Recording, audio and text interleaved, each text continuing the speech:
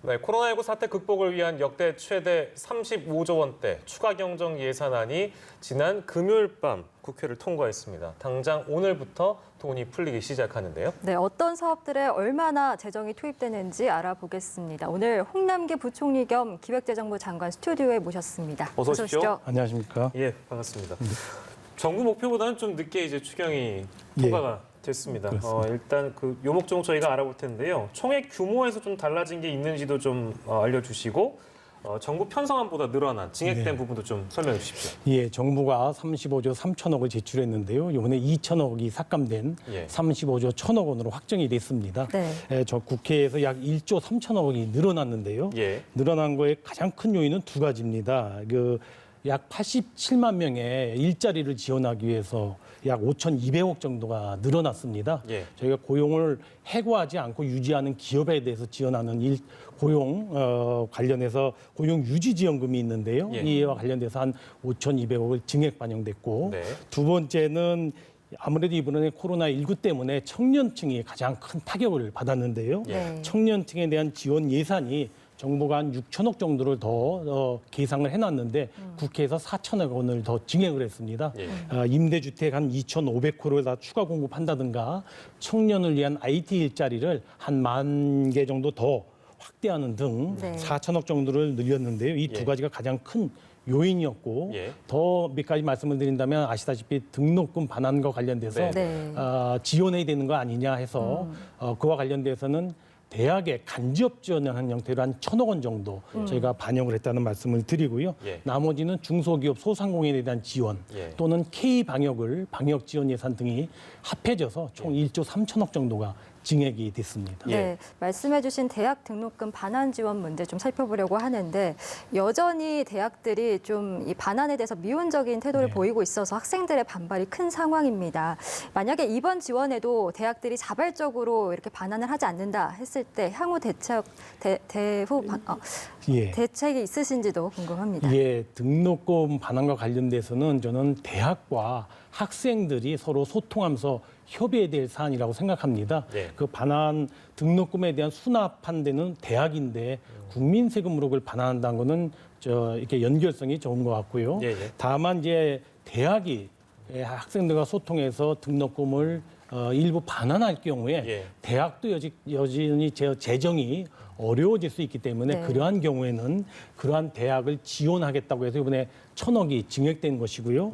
저는 이번 케이스를 통해서 대학들이 좀 더 학생들에게 소통을 더 강화하지 않을까. 그래서 등록금을 반환하는 노력이 좀 더 가속화되지 않을까. 저는 그렇게 생각을 합니다. 대학가에서 큰 이슈가 됐던 사안인데 아무쪼록 잘 협의가 되길 바라겠고 아까 말씀하신 추경의 이제 가장 큰 목적 중에 코로나19로 인한 일자리 감소 이 부분인데 구체적으로 고용 안전망, 사회 안전망 강화에 대한 부분 어떤 항목들이 있는지 좀 소개해 주시죠. 예, 사실 이번에 코로나19는 국민 생명도 위협했지만은 사실 생계가 어려운 분에 대한 생계 위협도 있었습니다. 그중에 많은 분들이 사실 고용에서 밀려나서 어려움을 겪는 분들이 많았는데요. 그리고 이번 추경 35조 중에 세입을 바꿔치기 하는 세입경정 11조를 빼면 세출이 약 24조가 늘어났는데요. 그중에 고용대책이 10조가 되겠습니다. 그래서 한 절반 정도가 좀 못 미치지만 대부분이 이런 고용사회 안전망 소요였는데요. 몇 가지만 말씀을 드리면 아까 말씀드렸던 해고를 하지 않은 기업에 대해 지원하는 고용유지지원금. 그게 이번에 약 1조 4천억 정도가 반영이 돼 있고요. 아울러서 특고라든가 프리랜서 이런 분들은 사실은 이번에 일감이 줄어들어서 정말 생계가 어려운 분들 이런 분들을 위해서 정부가 긴급 고용안전지원금이라는 새로운 제도를 만들고 이번에 1조 5천억 원을 반영을 했습니다. 예비비를 지원한 나머지 8천억 정도를 이번 추경에서 확보를 해가지고 든든한 실탄이 됐다는 말씀을 드립니다. 아울러서 이번에 코로나 발생 이후에 약 2월부터 5월까지 약 90만 개의 일자리가 없어졌습니다. 그래서 어려운 계층, 고용 취약계층에 대해서는 정부가 이번에 55만 개의 일자리를 직접적으로 제공한다는 의미에서 약 3조 3천억 정도를 갖다가 추경해서 반영을 했는데요. 국회에서 아까 청년 IT 일자리 10,000명을 늘려져서 56만 개 일자리를 제공할 수 있게 되었습니다. 굉장히 중요한 사안이라고 생각하고요.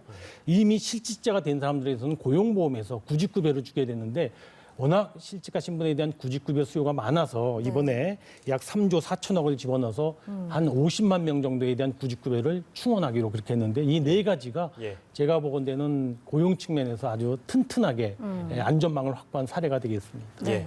그리고 또 추경의 또 다른 목적은 이제 경기 진작일 텐데 여기에는 어떤 사업이 있고 또 얼마나 예산이 들어가는지도 좀 설명을 해주시죠. 예, 저희가 1, 4분기에 마이너스 1.3% 역성장을 했고요. 예. 아마 2, 4분기에는 나중에 나오겠지만은 저는 더 어려울 거로 생각이 됩니다. 예. 그러나 3, 4분기, 4, 4분기는 반드시 반등 플러스 성장을 해야 되고요. 예. 정부가 하반기에 플러스 성장을 하기 위해서 경기 활성화, 경기 진작이 매우 중요합니다. 이번 추경에도 3조 2천억 규모의 경기 진작 지원 예산이 포함이 되어 있습니다. 대표적으로 본다면은 이미 재난지원금이 국민들께서 이제 많이 활용을 하셨는데 예. 이번 추경에는 소비 활력을 제고하기 위해서 정부가 10대 소비 할인 쿠폰, 8대 소비 할인 쿠폰을 갖다 이번에 제공을 합니다. 약 1조 원 정도의 소비 진작 효과가 있을 걸로 생각이 되는데요. 네. 이런 예산을 확보해서 소비 진작하는 거라든가 또 지역사랑 상품권이나 온누리 상품권도 이번에 4조 원 정도 늘렸습니다. 예. 아마 지역 경제를 활성화하는 데 크게 도움이 될 거라고 생각합니다. 예. 아울러서 수출 같은 경우에는 역시 수출에 있어서 유동성, 수출 기업에 있어서 유동성이 중요한데요. 무역보험기금 출연금을 이번에 한 2,300억 정도 늘려서 당초에 정부가 약 36조 원 정도의 무역금융을 제공하겠다고 했는데 예.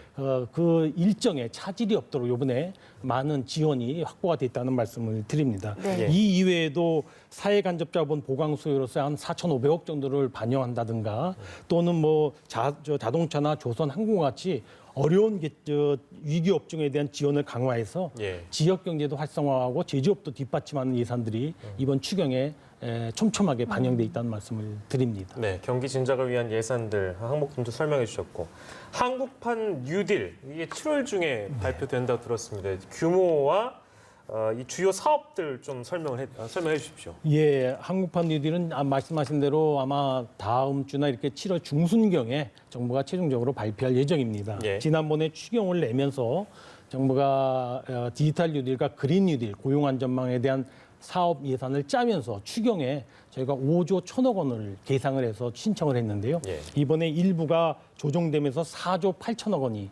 반영이 됐습니다. 그중에서 대표적인 거 한두 개만 말씀을 드리면 예. 디지털 뉴딜은 12개 프로젝트에 약 2조 6천억 정도, 한 절반 정도가 디지털 뉴딜로 들어가 있는데요. 대개 디지털 뉴딜은 데이터, 네트워크, AI와 같이 예. 소위 디지털 경제의 아주 기본 인프라라고 할 수 있는 뒷받침 예산, 그리고 실제로 비대면 산업에 대한 육성 자원, 그리고 SOC에 대한 디지털화 예산 이런 것들을 2조 6천억 정도 계상했다는 말씀을 드립니다. 네. 아울러 두 번째 축인 그린 뉴딜도 8개 프로젝트에 1조 2천억을 반영을 했는데요. 예. 대개 그린 뉴딜은 사실 저탄소 신재생 에너지의 확산을 위한 예산이 약 한 4,700억 정도. 두 번째는 녹색 산업, 생태계를 갖다가 잘 만들기 위한 지원 예산이 또 역시 3,500억 정도. 그리고 도시라든가 공간 생활에 대한 소위 녹색 전환이라고 하는데요. 네. 여하튼 그린화를 위한 예산이 역시 4천억 정도가 포함이 돼서 1조 2천억 정도가 이번 추경에서 확보했다는 말씀을 드리고요. 예. 디딤뒤로 갈 수 있는 고용 안전망을 위한 예산을 저희가 1조를 계상을 했는데 국회에서 그대로 인정을 해 주셨습니다. 네, 이처럼 한국판 뉴딜이 좀 우리 경제 상황에 도움이 됐으면 좋겠고요. 사실상 이번 3차 추경은 이 유례없는 코로나19 사태에서 비롯된 거 아니겠습니까? 국내에서는 이제 코로나19 재유행 우려가 나오고 있는데 이와 관련해서 이제 방역 강화 등 이에 대비한 어떤 예산도 충분히 배정이 됐다라고 보시는지요? 예, 코로나19 대비하기 위해서 정부가 예비비 예산 1조 추경에서 1조에서 2조 정도는 이미 제공이 됐습니다. 1조 9천억이 제공이 됐는데요.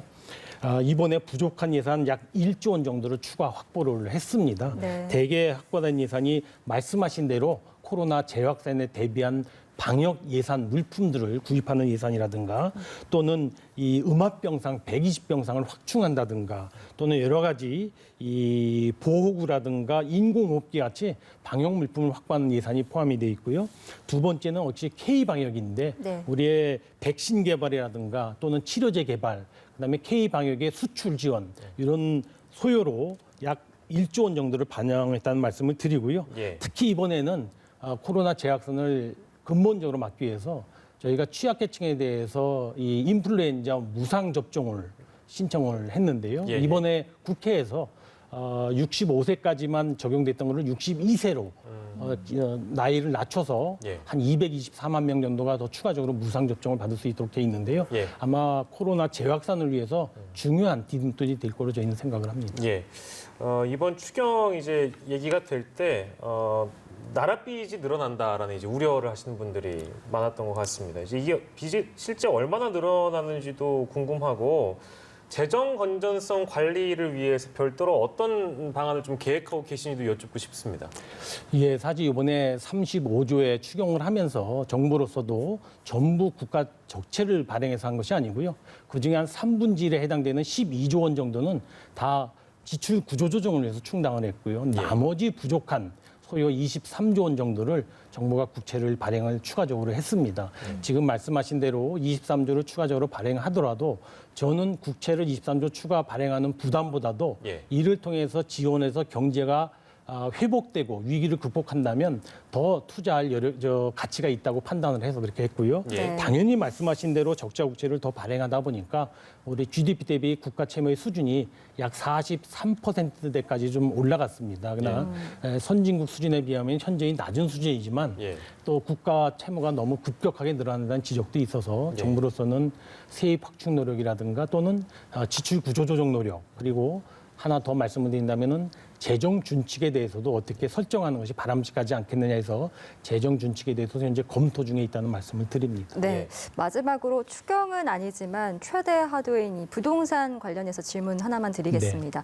지난주에 대통령이 부동산 대책을 주문했고 이제 정부 여당에서 여러 가지 다양한 방안들을 마련하고 있는 상황인데 다주택자나 단타성 매매 규제 과정에서 1주택자의 부담도 늘어나는 건지 그리고 또 분양을 받았는데 이 6.17 대책으로 잔금 대출이 어려워진 사람들에 대한 대책은 마련이 돼 있는지 이 부분에 대해서 좀 질문을 드리겠습니다. 정부 부동산 정책의 기본 원칙은 일단 갭 투자라든가 이런 거에 대해서는 투기 수요는 확실하게 잡겠다. 예. 그러나 실수요자에 대해서는 최대한 보호하겠다는 것이 가장 전제로 돼 있는 대원칙입니다. 예. 이건 그대로 준수를 할 것이고요. 예. 지금 질문 주신 게 1주택자에 대한 부담 문제를 주셨는데 정부도 1주택자에 대해서는 지난 12월 16일 대책에서도 예. 1주택자에 대해서는 실수요에 대해서 세부담을 좀 완화해주는 조치가 포함이 돼 있고요. 예. 앞으로도 1주택자에 대해서 무주택자나 1주택자에 대해서는 세부담을 완화해 나가는 기조를 계속 견제해 나갈 것입니다. 예. 두 번째 아까 질문 주신 것이 이제 잔금 대출 문제인데요. 네. 사실은 정책 변경으로 인해서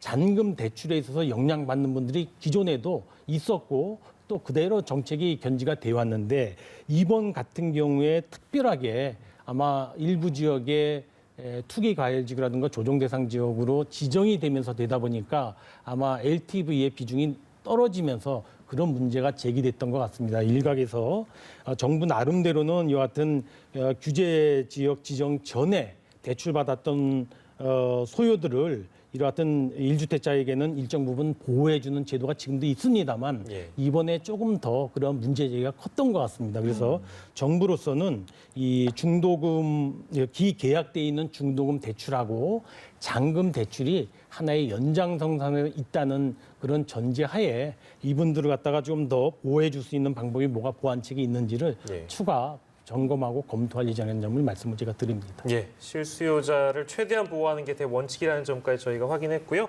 오늘 이 시간 홍남기 부총리 겸 기획재정부 장관을 모시고 이야기 나눠봤습니다. 말씀 감사합니다. 고맙습니다. 감사합니다.